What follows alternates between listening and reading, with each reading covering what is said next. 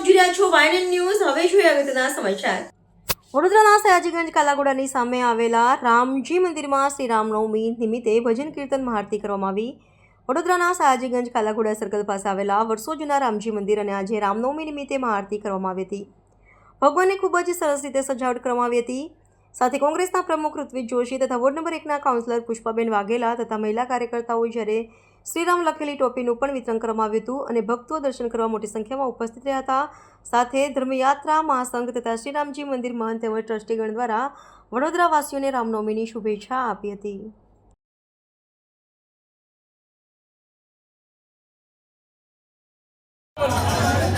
આપણું રામજી મંદિર 265 વર્ષથી બી વધારે જૂનું છે। આપણી પાસે 265 વર્ષનો રેકોર્ડ છે। 265 વર્ષથી રામનવમી કરી રહ્યા છે આપણે અને ભાવિ ભક્તો આ રીતે દર વખતે રામનવમીમાં ફૂલ જુસ્સાથી ઉમટી પડે છે। જય જય શ્રી રામ।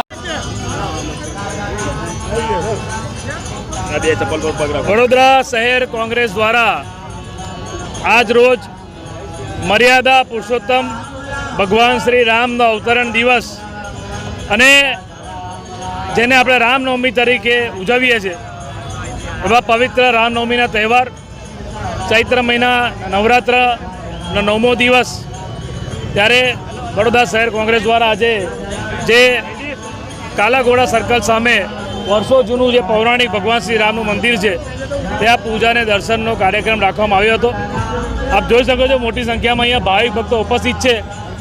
આમ તો આજના દિવસે કોઈ રાજકીય વાત નથી કરવા માંગતો, પરંતુ જે લોકો ભગવાન શ્રી રામનું નામ લઈને સત્તામાં આવ્યા એમને ચોક્કસ એક વાત કહેવા માંગીશ કે ભગવાન શ્રી રામ જે વાતને અનુસરતા હતા કે એવું કહેવાતું હતું કે રઘુકુલ રીત સદા ચલી આય, પ્રાણ જાય પર વચન ના જાય।